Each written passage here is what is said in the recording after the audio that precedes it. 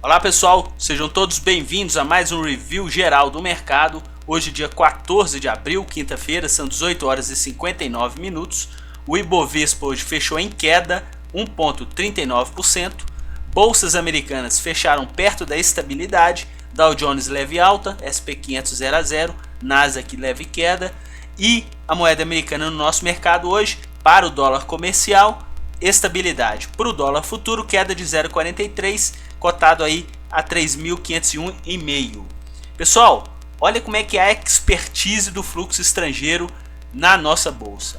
A gente percebeu que ontem eles terminaram com pouco mais de 400 milhões de reais em vendas no segmento Bovespa. Quer dizer, ontem a gente teve um encerramento do pregão com alta de pouco mais de 2% para o Ibovespa, e eles atuaram aí na ponta de venda com bastante força para os ativos pertencentes ao mercado à vista. E hoje o Ibovespa caiu. O que eles fizeram? Compraram. Terminaram aí com pouco mais de 100 milhões de reais em compras para o segmento Bovespa na nossa bolsa no pregão de hoje. No mercado futuro, eles também fecharam com saldo positivo. Ontem eles chegaram a fechar com pouco mais de 40 milhões de reais positivo entre o contrato que venceu foi o J e o M, e hoje eles implementaram aí um pouco mais de 200 milhões de reais em compras. Vale lembrar que na mudança do contrato, os contratos em aberto por parte do fluxo estrangeiro teve uma redução aí de cerca de 30 mil contratos. Eles estão operando agora com cerca de 60 mil contratos de posições em aberto. Pelo que a gente já percebeu, como o contrato anterior eles estavam com saldo positivo de pouco mais de 800 milhões de reais, esses contratos que não foram zerados, simplesmente eles foram liquidados e automaticamente saem da posição de compra por parte desse fluxo estrangeiro. Vamos observar isso com bastante atenção.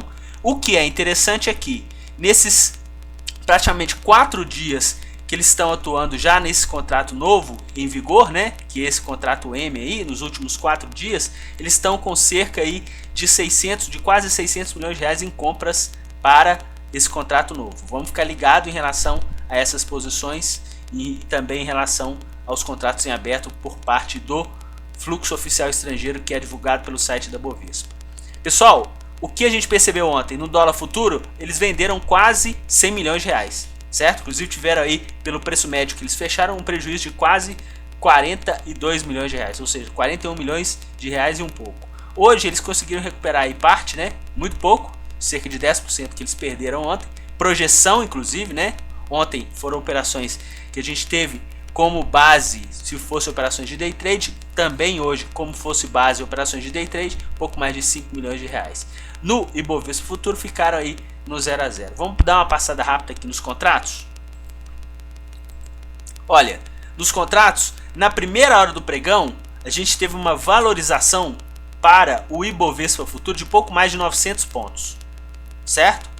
Também fluxo comprador por parte dos estrangeiros. Na segunda hora a gente teve um recuo, eles continuaram comprando. Na terceira hora o índice começou a dar uma retomada de alta, eles começaram a incrementar mais posições de compras, né? Então eles ficaram assim, e o índice a partir das 13 horas ele começou a fazer o que? Um zigue-zague descendente, que a gente durou aqui até as 16 horas, e às 16 horas a gente estava com a cotação bem próxima do valor de fechamento do pregão de ontem, que foi em 53.515.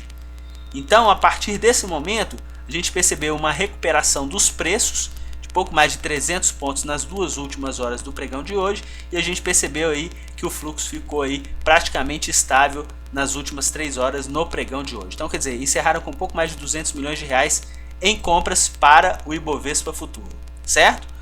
Pessoal, no dólar, como a gente falou, ontem eles tiveram esse prejuízo enorme, e hoje eles recuperaram praticamente aí 10% desse prejuízo. Eles começaram o dia com ambiente comprador, chegaram a ter um pico de 11 milhões de reais. O interessante é que eles inverteram a mão às 12 horas, e justamente quando o nosso dólar futuro fechou abaixo da cotação observada para o pregão de ontem.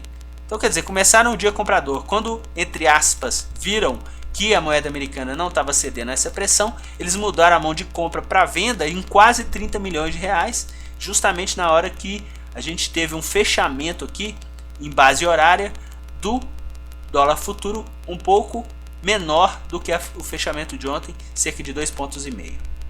Depois a moeda americana ensaiou aí uma recuperação, o fluxo não acompanhou, aí depois ela começou a retornar à trajetória de queda, a gente teve uma leve recuperação aqui às 15 horas, mas depois eles retornaram para o movimento vendedor, que foi a grande parte do pregão de hoje, por parte do fluxo estrangeiro através das corretoras estrangeiras que a gente acompanha. Vamos voltar lá para os nossos ativos? Bom, pessoal, carro-chefe de compra por parte deles hoje, Ambev. A gente tem observado que a Ambev está sendo assim altamente atacada na ponta de venda por parte do fluxo estrangeiro, principalmente nos últimos pregões, né? Inclusive nos últimos dias, até semanas, né? Depois que ela teve uma semana bem compradora e o ativo teve aí uma resposta positiva, depois disso eles só estão atuando na ponta vendedora para o ativo. Hoje eles tiveram como carro-chefe Ambev e o ativo aí correspondeu no final do dia com uma alta de 1,90%. O segundo ativo na ponta de compra por parte deles foi BB Seguridade, 37 milhões de reais. Depois seguido pelo Banco do Brasil.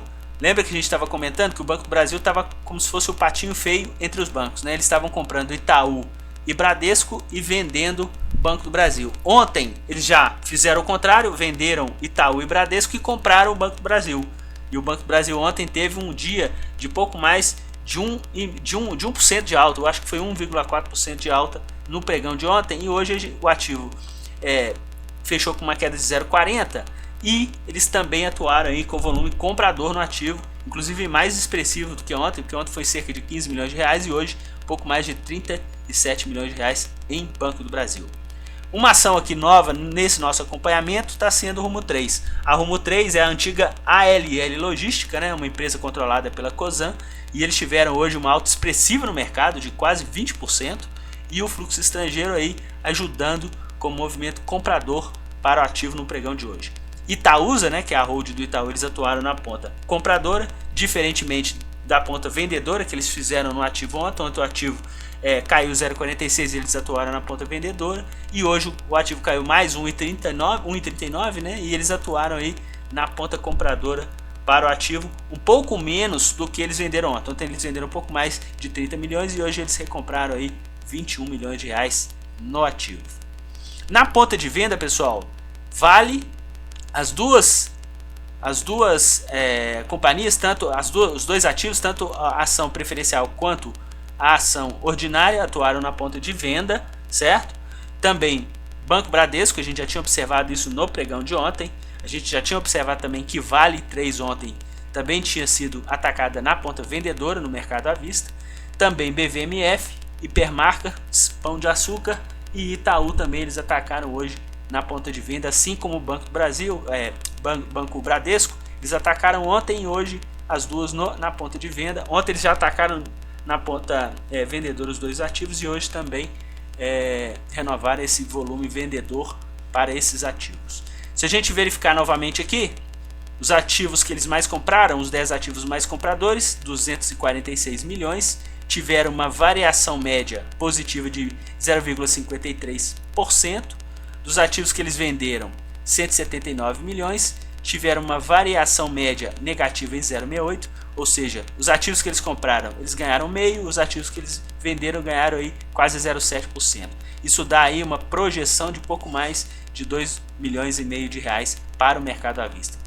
No mercado futuro, ficou aí 5.300 para o dólar futuro e fecharam aí com quase 1 milhão de reais negativo para o Ibovespa futuro. Então, quer dizer, 2,5 no mercado à vista com mais 4,5 no mercado futuro, a gente vai ter aí 7 milhões de reais de projeção de lucro para o fluxo estrangeiro nesses dois segmentos. Vamos dar uma olhada agora nas opções? Pessoal, nas opções tiveram movimentos distintos hoje. Petrobras, eles atacaram um pouco mais tendenciosos na ponta positiva para o ativo e Vale na ponta negativa para o ativo principal. Por que isso? Olha, se a gente for olhar aqui o volume de calls pelo volume de puts, no caso aqui de Petrobras, tem um saldo positivo aqui de cerca de 1 milhão e 800 reais, certo? De 9.600 para 7.700, quase 7.800. Então dá mais ou menos 1 milhão e 800 reais. Nas puts, que eles fizeram em Petrobras? Eles venderam muito mais puts do que compraram. Também, aqui, é engraçado que mais ou menos também 1.800.000 favoráveis às vendas de puts. Quem vende put, qual que é a perspectiva para o ativo? Que o ativo suba, não é isso? Então, esse saldo aqui, como ficou negativo, 1.800.000, então tem 1.800.000 com perspectiva de alta para as puts de Petro e 1.800.000 com perspectiva de alta para as calls também em Petro. Então, quer dizer, 1.800.000 de um e 1.800.000 de outro, dá mais ou menos 3.600.000 de perspectiva de alta para o ativo de Petrobras. No caso de Vale, pessoal, olha que interessante. A gente já percebeu que eles venderam ativo no mercado à vista e também no mercado de opções eles encerraram vendedores. Porque olha aqui, o net entre calls, entre compras de calls e vendas de calls, ficou mais ou menos aqui negativo em cerca de 2.600.000, certo? 2.900 com 5.500. Mais ou menos 2.600.000 favoráveis às vendas de calls. E no caso das puts, olha para vocês verem, eles compraram muito mais puts do que venderam. Então quer dizer, 1.800.000 menos 100 dá aí 1.700.000. Então quer dizer, 2.600 favorável à venda de calls e 1.700 favorável também à compra de puts. Compra de put e venda de call é a mesma coisa, não é isso? Todas as duas têm uma perspectiva de quê? De queda para o ativo principal. Se a gente somar os dois, a gente vai ter aí cerca de 4.300.000 com perspectiva de queda para as ações de Vale do Rio Doce.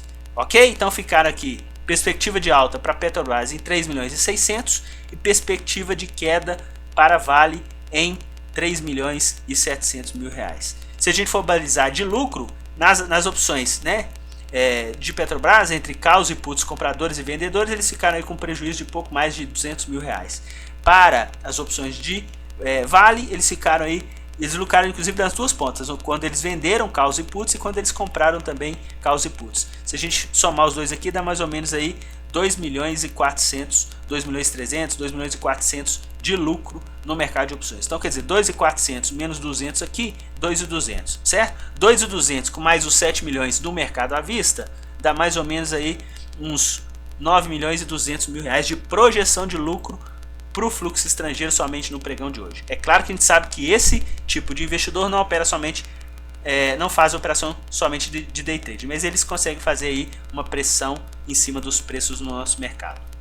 Ok, pessoal? Com o recado em relação às pessoas que não conhecem o nosso canal, divulguem para que eles possam entender como é que funciona a pressão do fluxo estrangeiro na nossa bolsa, através das corretoras estrangeiras que a gente acompanha, e divulguem aí o nosso canal pelas pessoas que fazem parte aí do grupo de amigos de vocês aí pelo mercado financeiro. Um grande abraço a todos e até o nosso próximo boletim. Tchau, pessoal!